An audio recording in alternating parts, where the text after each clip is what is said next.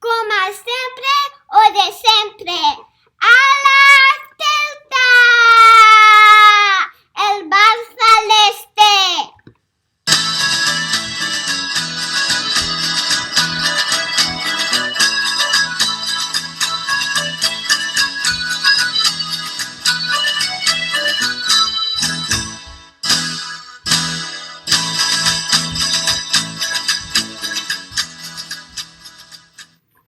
¿Qué tal? ¿Cómo estáis, queridos celtistas? Bienvenidos a una nueva edición del Bar Celeste. Os habla Fernando Rodríguez desde una Bayona nublada, típico tiempo primaveral y cambiante, pero hay que adaptarse a todo. Bienvenidos a este espacio para analizar, en este caso, la última jornada disputada por el Celta en el Ramón de Carranza contra el Cádiz, un partido 0-0 que vamos a intentar analizar, porque seguramente no sea fácil, digamos, extraer demasiadas conclusiones, pero lo vamos a intentar.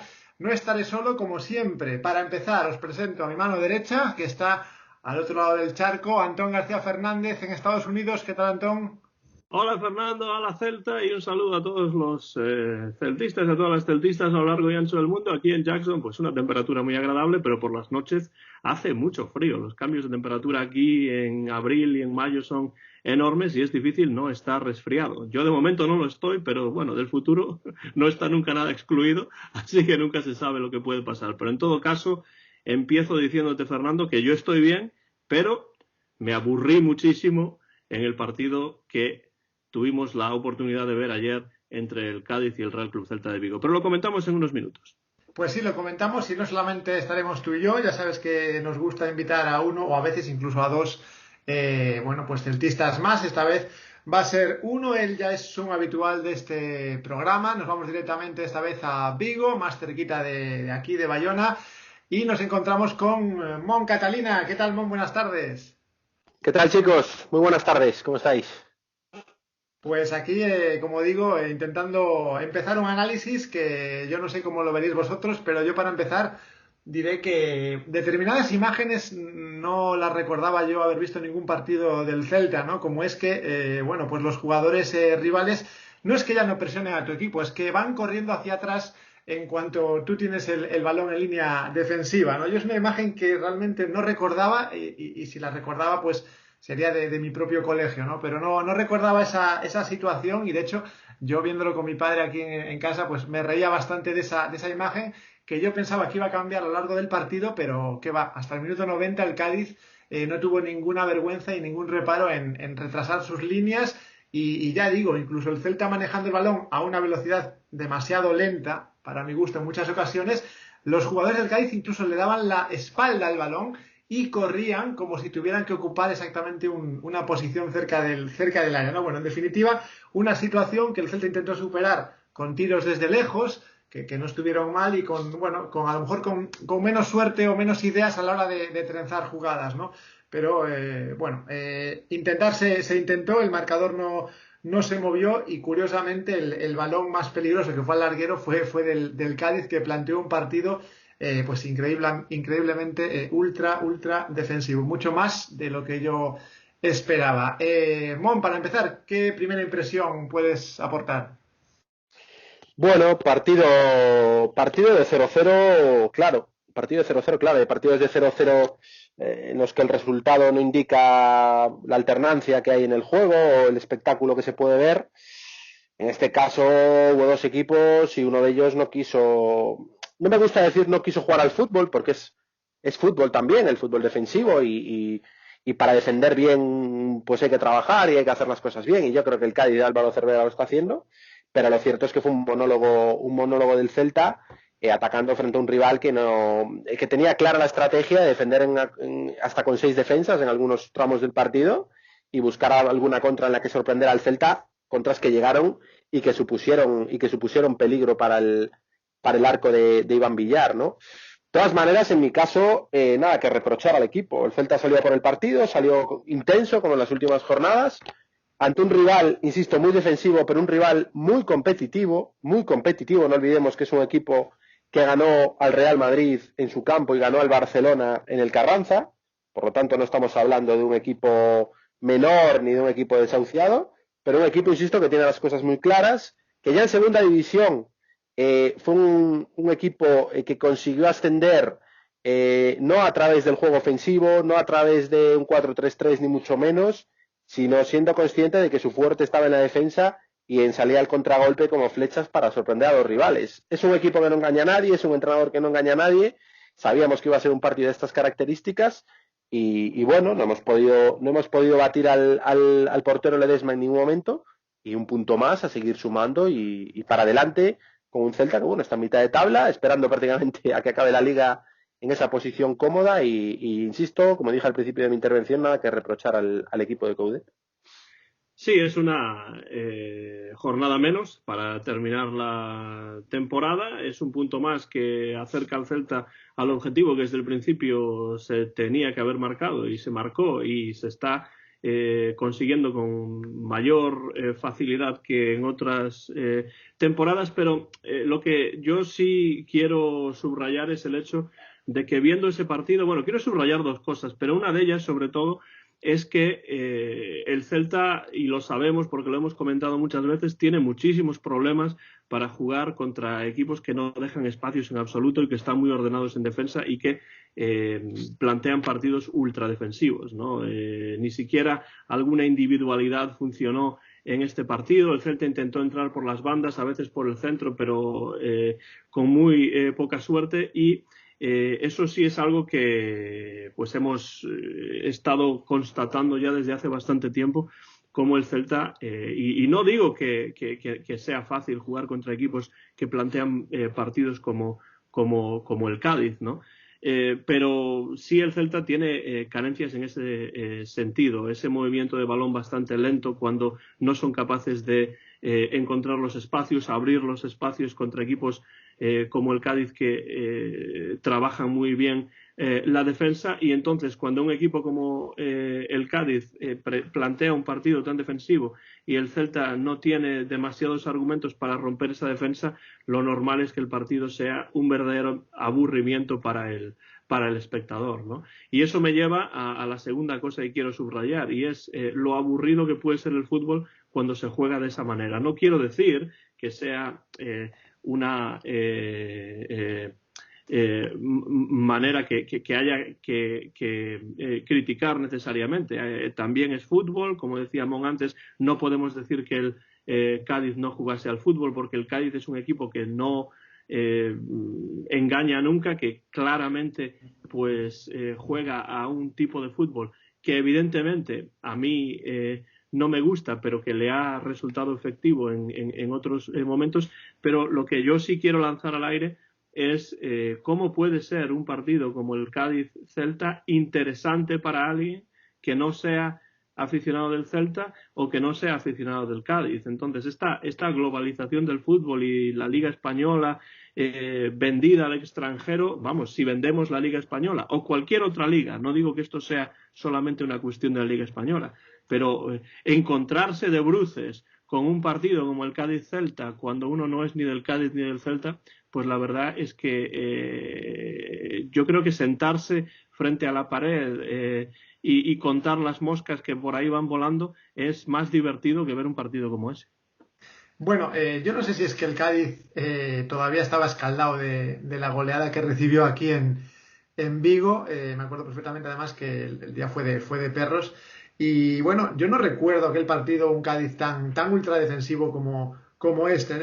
Creo que Álvaro Cervera lo decía en la previa, ¿no? Que habían aprendido a que no podían jugar de la manera que habían jugado en Vigo y bueno, sí que esperaba yo un Cádiz más prudente, pero no tanto. Entonces, bueno, realmente me impresionó por lo ultradefensivo que fue, y de hecho, bueno, solo había que ver, por ejemplo, balones que el Celta pasaba con lentitud, como bien decía Santón en defensa, balones que pasaban cerca de Negredo, que ni hacía amago por intentar coger esos balones, que si a lo mejor se le hubiera dado por presionar en alguno de ellos, lo hubiera logrado, ¿no? Entonces, eran imágenes como, no sé, como parecía como un partido de pretemporada casi, en vez de liga, ¿no? Entonces, coincido, como digo, Antón, en esa falta de velocidad, porque realmente el Cádiz estuvo cómodo, ¿no? Antes decía Mon el número de defensas que había puesto, yo me atrevería a decir casi que defendió con 11, Y realmente la lentitud del Celta hizo que el Cádiz defendiera cómodo y bueno, la pena es que ninguno de los disparos de lejos, ni el de Nolito ni alguno de Tapia, pues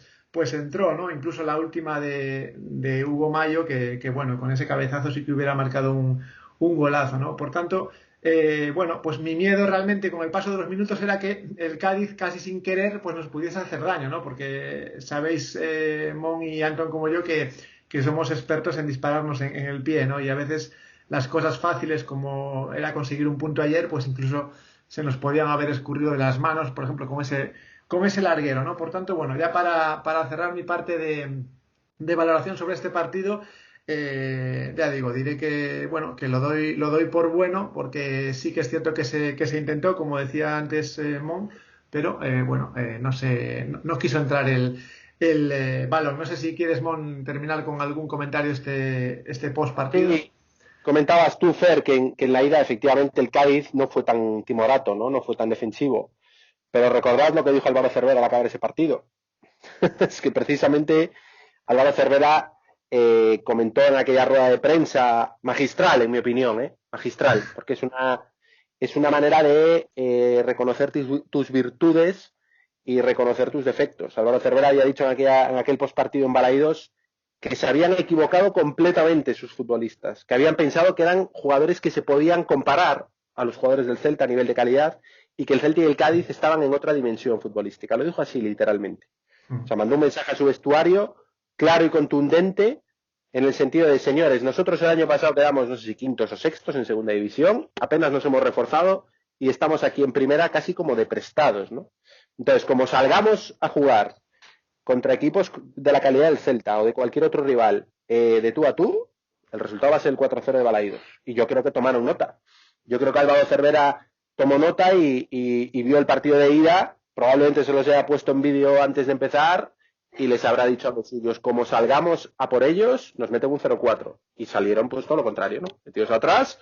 Y yo creo que es un planteamiento de lo que es lo que es la Liga Española es esto, señores. Es que no es no sé si decirlo triste, pero la realidad es que la Liga Española, hablabais de partidos de pretemporada, es que es una sucesión tras otro de partidos de pretemporada. Nos hemos convertido en eso. No sé si porque no hay público en los campos y eso se nota mucho. No sé si por una devaluación en la calidad y en el ritmo de la Liga Española, o no sé si las dos cosas juntas. Yo me inclino por esta última, ¿no? Es decir, ya no hay la calidad futbolística y el talento que había hace unos años en la Liga Española, esa es la realidad. Y el hecho de que no haya público en las gradas hace que los futbolistas pues no tengan esa tensión, no tengan ese ritmo, no tengan esas ganas de ganar o esa, no sé cómo decirlo, esa sangre y esa capacidad en las piernas para convertir los partidos en un ida y vuelta, ¿no? Eso es lo que tenemos, es el fútbol post-pandemia, es el nuevo fútbol de la Liga Española que nos ha tocado no disfrutar sino padecer este año. Pero bueno, a tener los resultados, bendito sea este fútbol sin ritmo, ¿no? Porque cuando había ritmo y había público, pues estuvimos a punto de irnos por el desagüe de la primera división, ¿no? Por lo tanto, bueno, a ver qué pasa el año que viene, porque yo doy por las 7 jornadas que quedan, las doy por amortizadas y por auténticos amistosos aquí a final de liga. Yo estoy de acuerdo, Mon, en las dos cosas que comentas. La falta de público se nota y también el descenso en la calidad. Y yo añadiría además el miedo de muchos equipos a perder. Porque muchas veces amarrar un punto es muy importante para muchos equipos que están en situaciones complejas y después también importante para equipos que están un poco más desahogados en mitad de la tabla para continuar ahí donde están. Y entonces toda esa especulación yo creo que se nota mucho pues a partir de mitad de temporada hacia el final. Yo desde luego no me divierto con la mayor parte de los partidos de la Liga Española que veo y los del Celta los veo precisamente porque son partidos del Celta y por eso te preguntaba antes, ¿qué persona que no sea de uno o del otro equipo puede realmente invertir 2 horas de su vida en ver un partido como el que tuvimos que padecer el domingo? Pero no es un partido aislado, es algo que está ocurriendo, Mon, como tú dices, una y otra vez, ¿no? Y entonces a mí se me ocurre la pregunta que además Fernando siempre le hemos estado haciendo últimamente a los invitados, que tiene que ver un poco con el futuro del Celta, ¿no? Porque no sé si te acuerdas, Mon, que al terminar el 3-4 frente al Sevilla, Iago Aspas hizo unas declaraciones acerca de la poca profundidad de banquillo del Celta en relación con la profundidad de banquillo de un equipo como el Sevilla. En ese encuentro no se vio una enorme diferencia entre ninguno de los dos equipos, pero la diferencia sí que estaba en los jugadores que salían de refresco. Entonces, la pregunta que estamos haciendo últimamente a los invitados en el programa es cómo el Celta puede mejorar el equipo, qué se necesita para la próxima temporada, suponiendo que esas 7 jornadas, como tú dices, sean de trámite y el Celta continúe un año más en Primera División. A ver, el Celta tiene un problema de reparto de recursos. Claro, además. Y yo creo que la falta de fondo de armario viene motivado por esto, ¿no? Daos cuenta que hay jugadores como Jorge Sáenz, como David Costas, como Emre Mor y como algún otro que representan un porcentaje muy importante de la masa salarial del Celta cuya aportación es cero. Es que yo creo que en algunas ocasiones este debate se desvirtúa un poco. El aficionado dice, es que la directiva no ha traído jugadores, han confiado en 12 o en 13 y no hay fondo de armario. El problema no es que no haya fondo de armario o que hayamos sido cutres a la hora de traer jugadores. El problema es que el fondo del armario, que en teoría debía aportar, no está aportando. Ese es el problema, ¿no? Porque Emre Mor tiene sueldo no de jugador suplente que pueda aportar, tiene sueldo de figura en el Celta. Y nos está ocupando un trozo de masa salarial absolutamente brutal, ¿no? Jorge Sáenz no cobra poco. David Costa se le hizo un contrato de jugador, bueno, pues entre las 12 mejores fichas del Celta. Por lo tanto, debería estar participando. Está descartado por el cuerpo técnico y por la directiva, ¿no? Entonces, claro, tú cuando tienes toda la masa salarial ocupada, pero solo te están aportando 13, 12 jugadores, tienes un problema. El Celta, de aquí a verano, respondiendo un poco más con precisión a tu pregunta, Antón, tiene que emprender una operación salida muy ambiciosa. Es probable que dejemos escapar a Murillo, que yo creo que no está teniendo la aportación en absoluto que tuvo el año pasado. Se habla de que Araujo también puede dejar el equipo. No sé qué podemos hacer con Emre Mor, si llamar al presidente más pardillo que haya en Europa para ver si pica, al menos, bueno, pues que se queden con su ficha, o que, no sé, de qué manera podemos hablar con Emre Mor para que nos deje de ocupar semejante trozo de tarta. Y después eso va a ser difícil. Muy difícil porque fue un error catastrófico para el Celta, pero bueno, fue una apuesta, las apuestas arriesgadas a veces salen mal. Y hay que apechugar y levantar la cabeza y buscar alternativas. Esa es la realidad, porque el Celta está con jugadores como Iago Aspas, como Denis Suárez, que solo se los puede permitir porque son de aquí, y esa es la realidad, porque son de aquí, pero son jugadores que están pidiendo ambición a la directiva, están pidiendo que haya una continuidad, que cuando lleguemos al minuto 60, al minuto 65, el nivel no baje tantísimo, ¿no? A nivel de prestaciones en el equipo. Y Iago Aspas sabe que está probablemente ante su último contrato, o uno de sus últimos contratos, o una de sus últimas temporadas. Denis Suárez es un jugador ya que tiene que dar un paso adelante y que probablemente esté aquí porque la directiva le prometió un salto de calidad. Y veremos, pero este verano va a ser muy importante de aquí a unos cuantos años, porque nos jugamos, insisto, no solo el subir el nivel general del equipo, sino el ganar credibilidad frente a las propias estrellas que tiene el Celta, ¿no? Y que realmente son jugadores que tiran del carro, que van a seguir tirando del carro, pero que su continuidad en Vigo, sobre todo particularizando en el caso de Denis Suárez, tiene que venir aparejado de una reestructuración completa y de un plan ambicioso para que en lugar de ser 12, 13 jugadores, pues el Celta pueda llegar a ser 16, 17, como cualquier otro equipo de primera división, ¿no? Pero no va a ser fácil porque el mercado está difícil, los ingresos por televisión se han reducido, va a haber que negociar fichas, va a ser un verano complicado. La ventaja que tiene el Celta es que ya lo puede hacer desde ahora mismo, porque a diferencia de otras ocasiones, el Celta sí sabe en qué categoría va a jugar el próximo año y no tiene que estar esperando a última hora a ver si le ganes marca, si no pitan aquel penalti de Jovic o cuestiones que han quedado en nuestro pasado traumático, ¿no?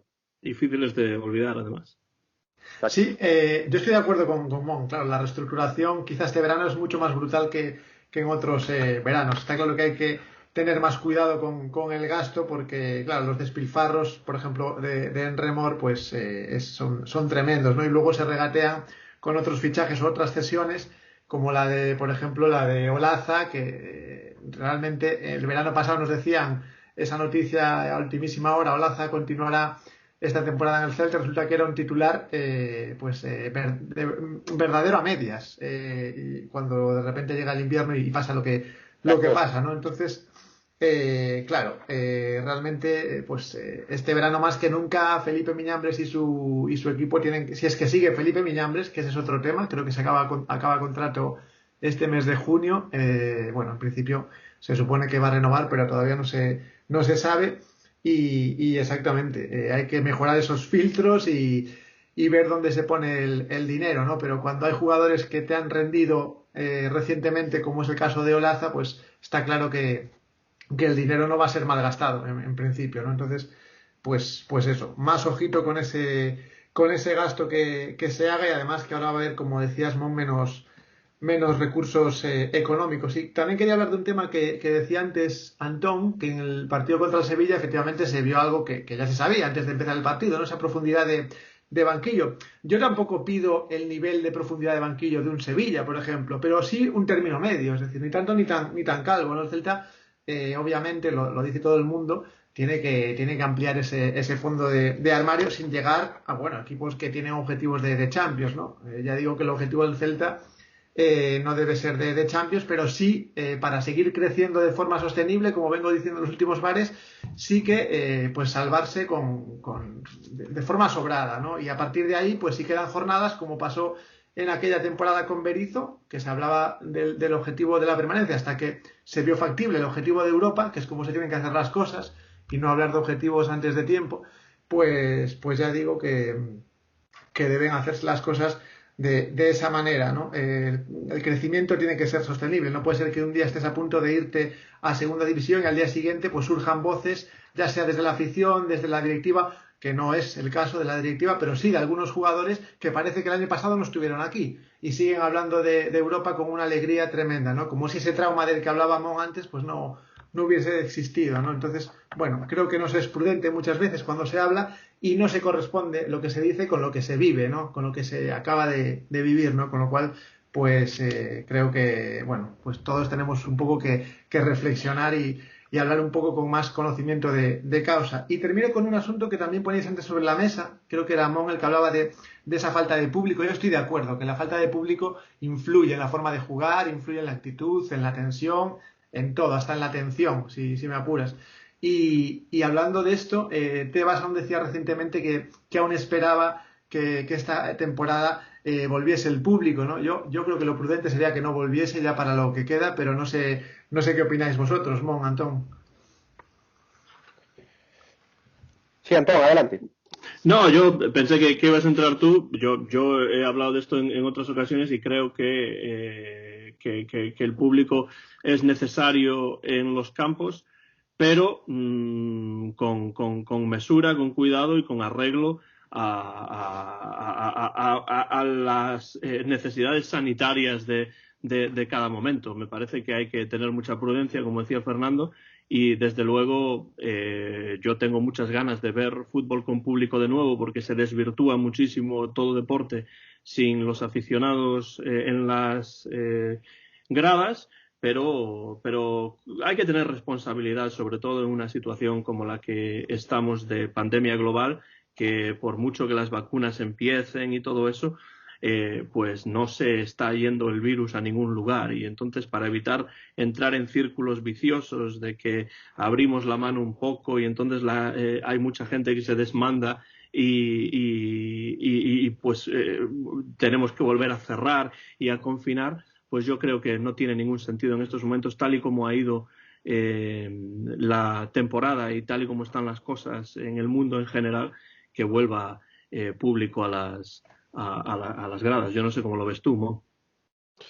Igual, a ver, es que no tendría sentido el haber estado aguantando parte de la temporada pasada y 31 jornadas de esta por 7 jornadas que quedan ahora, el tirar todo por la borda, ¿no? O el arriesgar lo más mínimo para tirar todo por la borda, ¿no? En cualquier caso, en esto Tebas, la opinión de Tebas pesa lo mismo que la mía, por decirlo así. Sí, sí, claro, claro. Aquí el que tiene que tomar la decisión es Carolina Darias, que es la actual ministra de Sanidad, y en su caso Alberto Núñez Feijóo como presidente de la Xunta de Galicia con competencias transferidas por parte del gobierno, ¿no? Y punto y se acabó. Es decir, aquí Tebas ni tiene que meter presión, es una opinión más de un ciudadano como podemos ser vosotros y yo, ¿no? Y creo que, sinceramente, creo que el fútbol es algo importante, pero es de las cosas menos importantes que hay, ¿no?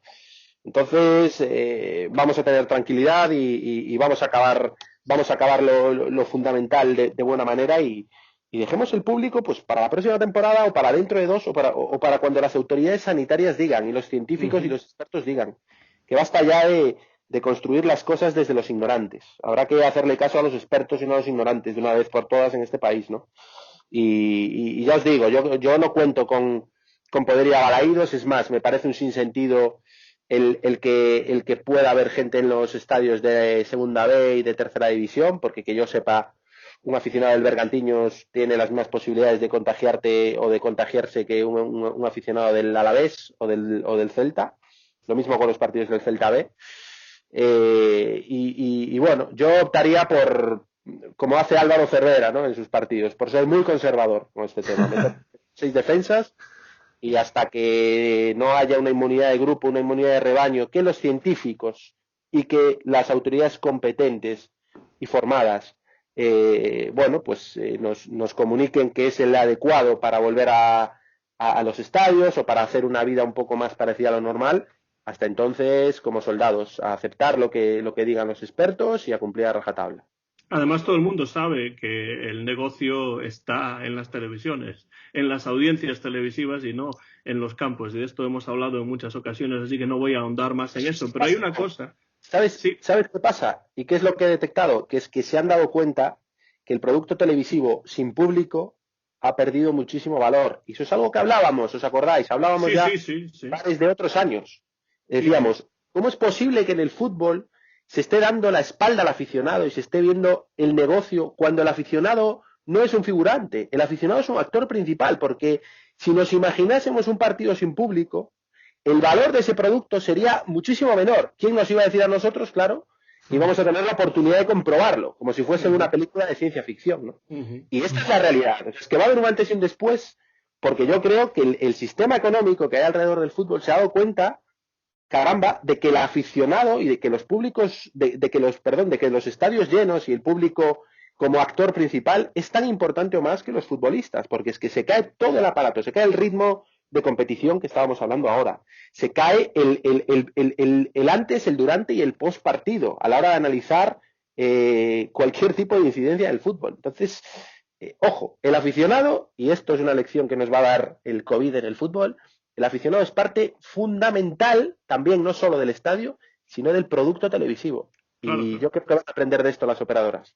Y es que eso es a lo que quería ir yo precisamente, Mon, porque yo recuerdo siempre de pequeño como por la megafonía de Balaídos se decía Balaídos, Oxe, xogador número 12. No, Oxe no, siempre, porque cuando yo más disfruté en Balaídos en la época, y estoy hablando ya de hace 2 décadas, que yo llevo 2 décadas en los Estados Unidos, pero los momentos en los que yo más disfruté en Balaídos siempre fue cuando el campo estaba lo más lleno posible. En los partidos gloriosos, no era solamente porque fuesen partidos gloriosos de la UEFA o de la Champions League y tal y cual, era también la afluencia de aficionados, porque el deporte sin aficionados no es el mismo deporte, pero es que no es el mismo deporte ni para los jugadores, ni para los clubes, ni para las televisiones, ni para nada. Es una falacia, que el fútbol tenga que venderse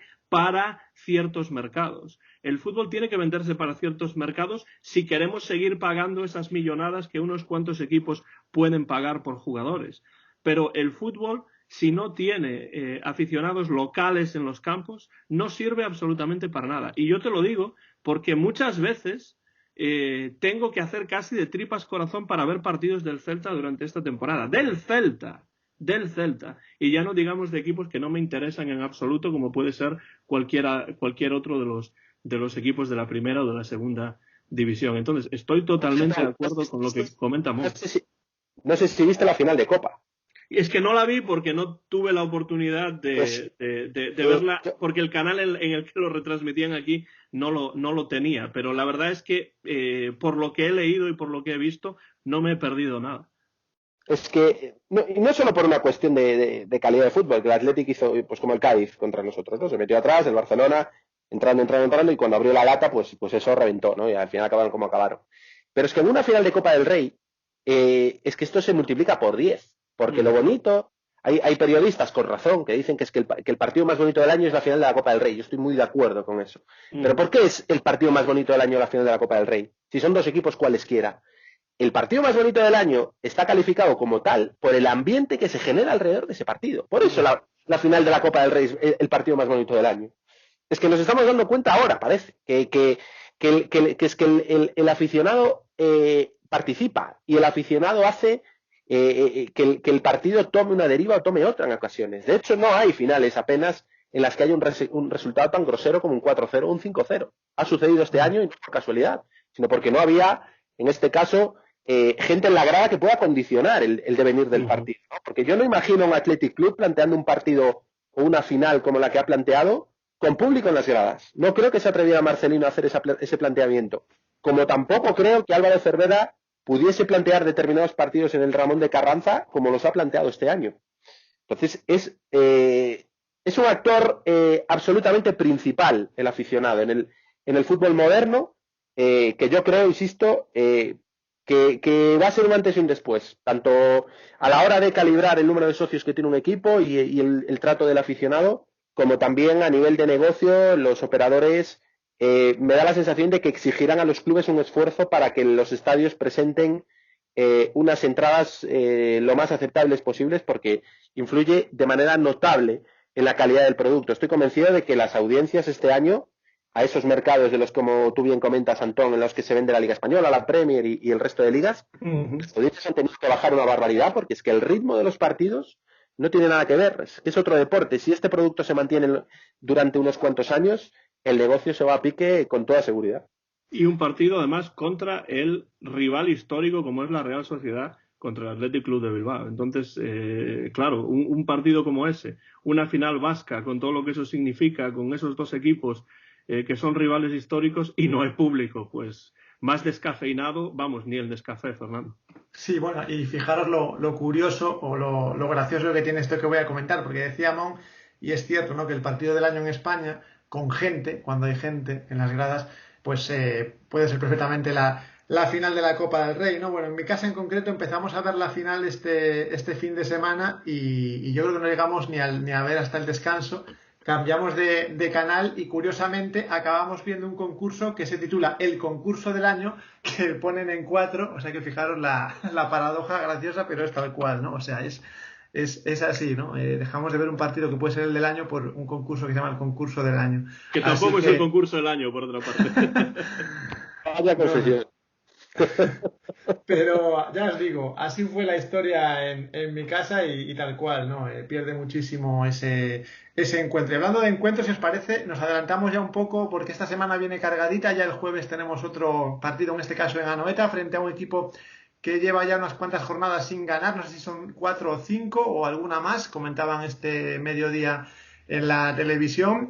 Yo cuando el Celta se enfrenta a este tipo de equipos que vienen con esa racha tan mala, pues me pongo a temblar, ¿no? El Celta muchísimas veces ha hecho de enfermero con estos equipos y sobre todo siendo equipo visitante, pues me parece que va a ser un partido complicado y con una Real que querrá ya salir de esa mala racha para, bueno, asentarse en esos puestos europeos. No sé cómo lo veis vosotros, Mon, Antón.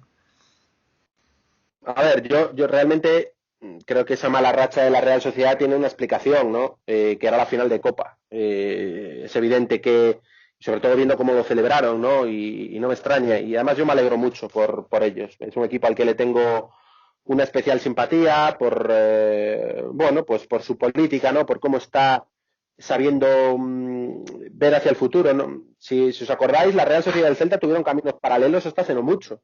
La Real Sociedad coincidió con el Celta en segunda división, parecía que su proyecto histórico se podía venir abajo, con problemas económicos, y a través de la cantera ha sido capaz de dar la vuelta a la situación, ¿no? Poquito a poco, todos los años sacando jugadores de Zubieta, Oyarzábal, Zubimendi, bueno, tantos y tantos futbolistas que están dando el dedo de pecho en el equipo de Donostiarra, y con un entrenador también de allí, ¿no? Imanol Alguacil, que conoce a la perfección la idiosincrasia del equipo, ¿no? Es un equipo que tiene muy clara la apuesta por la cantera y tiene muy claro que cuando salen al mercado tienen que encontrar jugadores que realmente den un salto competitivo al equipo, si no, no los firman. Ha sucedido con Portu, ha sucedido con David Silva, ha sucedido con Isaac, en su día con William José. Es un equipo, una filosofía de club que me gustaría que el Celta pudiese tomar nota, ¿no? Y que fuese trasladable a Vigo. Es evidente que tienen una masa social muy superior a la del Celta, y esa es la realidad, pero la verdad es que es un equipo que me gusta cómo está haciendo las cosas. E insisto, creo que esa mala racha no está tan debida a que estén atravesando problemas, sino a que tenían todos los sentidos puestos en esa final vasca con Athletic, e intentar por todos los medios conseguir un título que hacía muchos años bueno, pues que no eran capaces de conseguir. Y yo creo que una vez que han conseguido ese hito, que ahí me consta que se ha vivido con muchísima intensidad, yo creo que nos vamos a encontrar una Real Sociedad totalmente diferente, ¿no? A partir de ahora, el equipo mucho más parecido al de principio de temporada, mucho más intenso, con sus titulares a tope de rendimiento. Es cierto que le falta Yarramendi por esa lesión, y que en el centro del campo se han resentido un poco, pero me espera un partido tremendamente complicado, porque además tienen objetivos mayores en la Liga, que es volver a Europa y intentar el darle un aliciente a mayores al equipo, o a la afición, mejor dicho, después de una temporada que va a ser inolvidable allí, ¿no? Me da un poco de pena el que no le hayan podido vivir en primera persona, el que no hayan podido llenar ese campo de Anoeta que ahora, después de la obra, ha quedado fenomenal. Esa final de Copa del Rey, como bien decía Antón, entre dos equipos vascos, que hubiese sido un ambiente extraordinario y que precisamente se fue cancelando y se fue posponiendo para ver si había la oportunidad de jugar con público. Pero bueno, es un título más para sus vitrinas, y el contador lo va a contar exactamente igual. Y yo insisto, me alegro por la Real Sociedad, porque es un equipo al que le tengo simpatía, a excepción de cuando juega contra el Celta, evidentemente. Muy de acuerdo con lo que comenta Mon. Yo sí tengo que reconocer que en ese partido de final de Copa iba más con el Athletic Club de Bilbao, porque siempre es un equipo que me ha simpatizado mucho. Pero vamos, aplaudo la filosofía de club de la Real Sociedad como Mon lo ha hecho, y además es que están cuajando una temporada impresionante, porque ya no es solamente un nuevo título, que es el título que siempre se le escapa al Celta y que todavía no ha conseguido el Celta en su casi centenario de historia, pero vamos, la Real Sociedad, además de haber conseguido esa Copa, pues está en muy buena situación para clasificarse para la Europa League. Yo, si fuese la Real Sociedad, querría ir a la Europa League y no a esa Conference League, que ya sabéis que a mí no me hace demasiada gracia, y que bueno, pues se ha sacado de la manga la UEFA. Otro día hablaremos de la Superliga, no es el momento para hablar de eso, y este es un programa sobre el Real Club Celta de Vigo, entonces no voy a entrar en esas cuestiones, pero yo le deseo lo mejor a la Real Sociedad, porque también es un equipo que me cae bien y además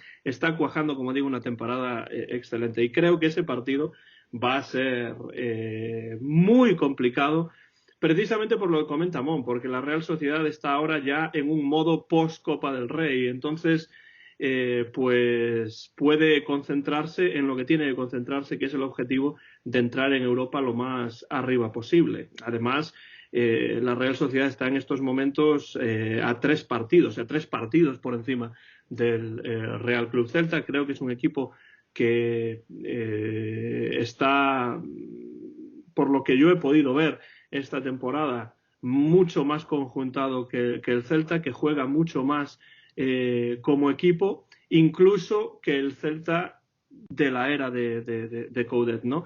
Creo que puede ser un partido interesante, porque la Real Sociedad no es de esos equipos que se meten atrás y que ponen el autobús y con los que es contra los que es difícil jugar. Creo que va a ser un partido más atractivo para el espectador que ese Cádiz-Celta, que no lo fue en absoluto. Y para el Celta va a ser, yo creo, Fernando, un partido que va a ser un reto importante, la verdad. Sí, la clave es que el Celta pues salga al campo como salió contra el Sevilla, ¿no? Que yo lo decía el otro día que me sorprendió lo bien que salió contra el Sevilla, lo bien plantado, con muy buena actitud.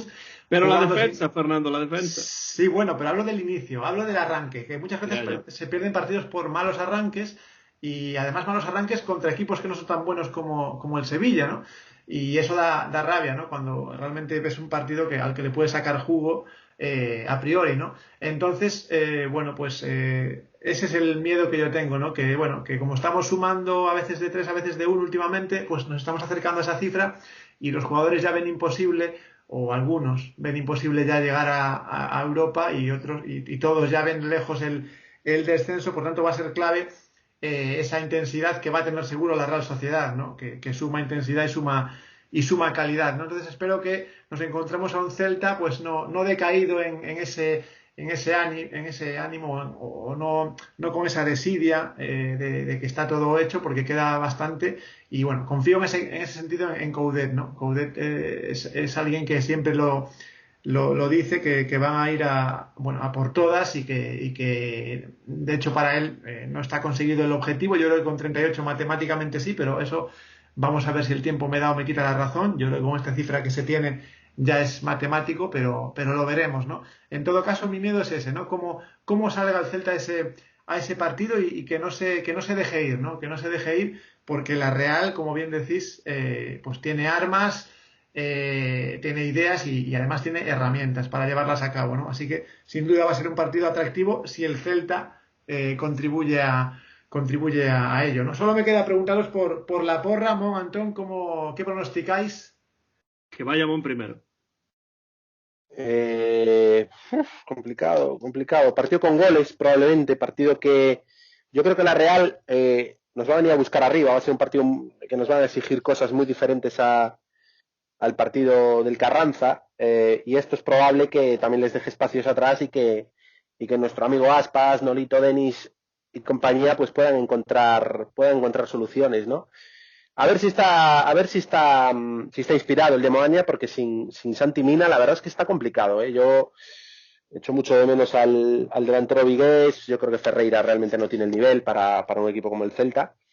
Y nos va a costar bastante, porque ya te digo, cada vez que tenemos una baja, sea quien sea, ya no hablamos si la baja es Yago Aspas o Renato Tapia, pero lo cierto es que nos está costando mucho encarar los partidos con ese fondo de armario tan preocupante que tenemos.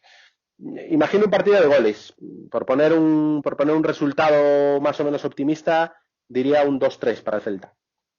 2-3 para el Celta, muy bien, Mon. Antes de dar yo mi resultado, que no es tan optimista como el tuyo, ya lo avanzo eso, quería preguntarte y rápidamente por esos rumores que hay por ahí acerca del futuro de Fran Beltrán. ¿Cómo ves tú el futuro de Fran Beltrán en el Celta? Porque ha hablado a la prensa, ha dicho que si no juega, que mejor irse. ¿Cómo ves tú el futuro de este jugador en el Real Club Celta de Vigo?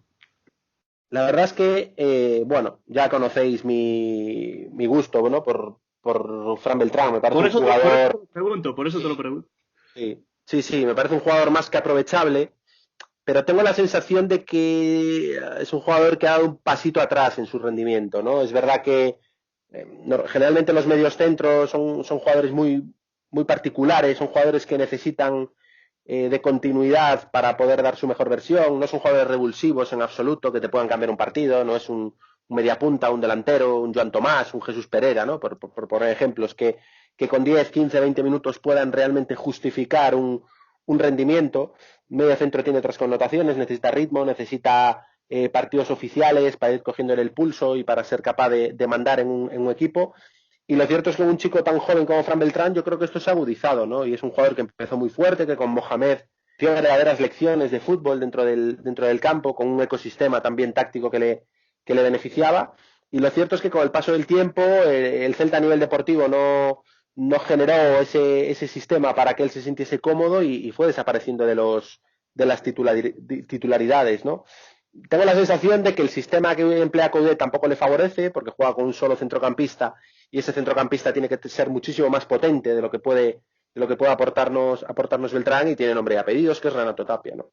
Y ese inmovilismo de Coudet, que no lo critico, pero es cierto que le cierra la puerta a un jugador como puede ser Beltrán, que, insisto, me parece un jugador con un futuro extraordinario. Me parece que el Celta debería atarlo bien atado. Es cierto que necesita partidos y que a lo mejor una cesión en la temporada que viene podría ser una opción, pero la verdad es que me dará pena, me dará pena, porque creo que es tremendamente aprovechable, pero estoy de acuerdo con él en que su carrera profesional tiene que ver por sí mismo, y necesita partidos, necesita coger ritmo, necesita sumar minutos en primera, si no es aquí, en otro lado, para si no es aquí, pues en el futuro volver como un futbolista más hecho y con opciones de pelear la titularidad. Pero insisto en lo que te digo, Antón, insisto en que creo que es un sistema, este 4-1-3-2 que utiliza Coudet, tan inflexible, en el que a Fran Beltrán es complicado encontrarle cómodo.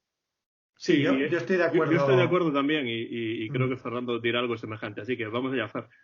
Bueno, yo lo que digo es que cuando llegó Fran Beltrán, creo que tenía 19 años. Yo lo conocía poco, la verdad. Luego empecé a ver imágenes antes de empezar la liga de lo que había hecho en el Rayo, bueno, de su participación allí, del lío que se montó cuando el Celta pagó la cláusula, y bueno, hasta casi creo que hubo proceso judicial, o casi.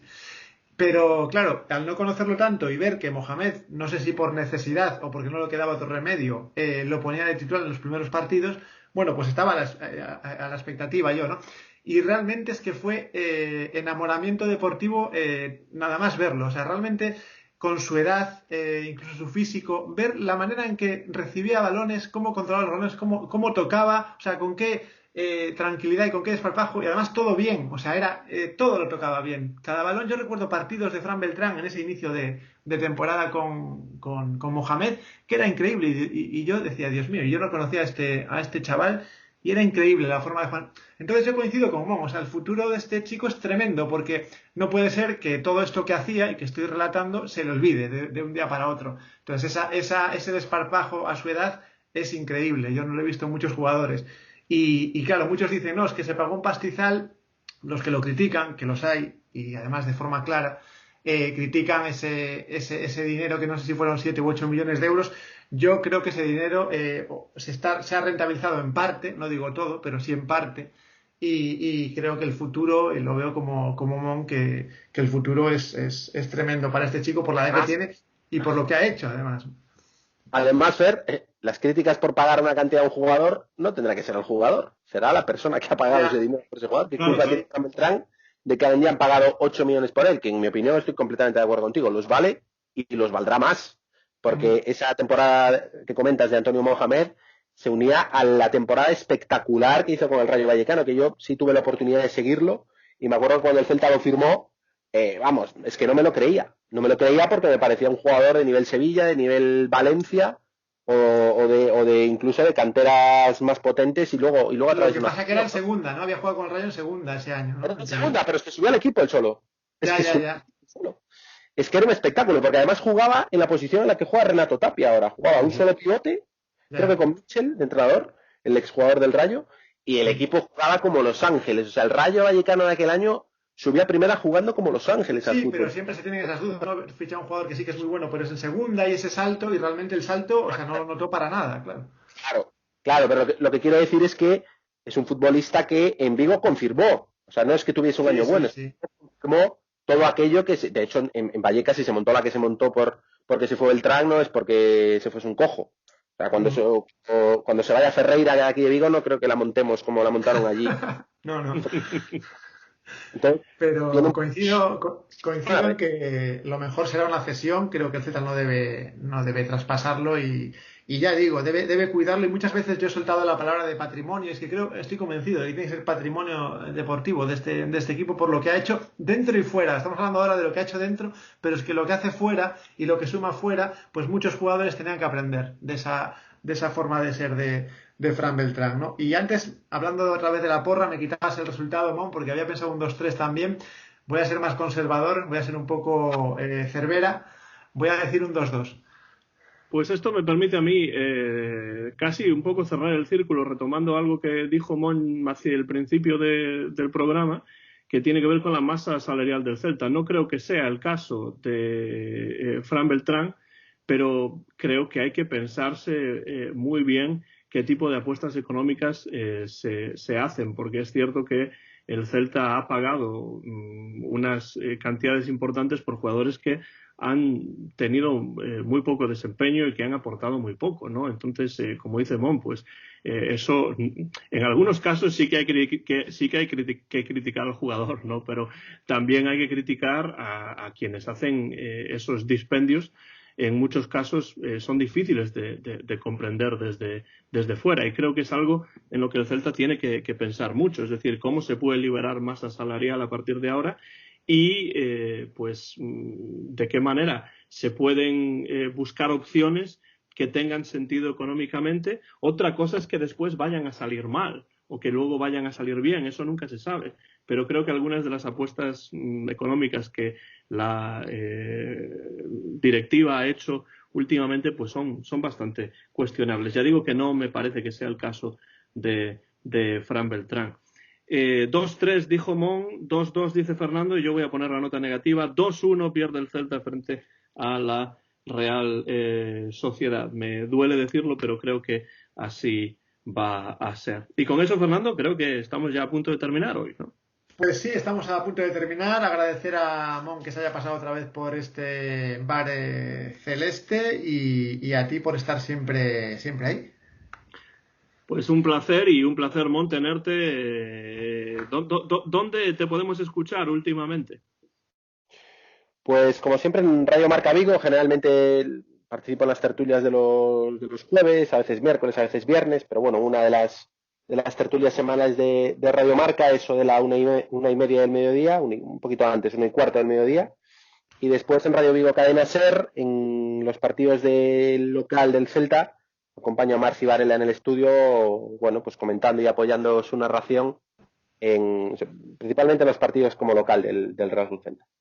Pues ahí están esas dos opciones para escuchar a Mon Catalina en la radio local viguesa comentando y hablando acerca del Real Club Celta de Vigo. Y en el caso del Bar Celeste, pues siempre nos encanta tenerte por aquí, por los micrófonos, Mon. Muchas gracias por estar aquí, y a todo el mundo que esté ahí afuera, pues recordarle que en iVoox, en YouTube, y también nos podéis encontrar en Facebook, y los comentarios que queráis dejar por debajo del vídeo, pues siempre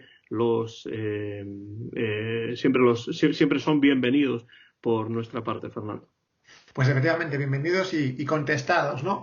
Nada más, simplemente vamos a por ese perro celeste a la de 1, 2 y 3, como siempre. Como siempre. O siempre. A la Celta.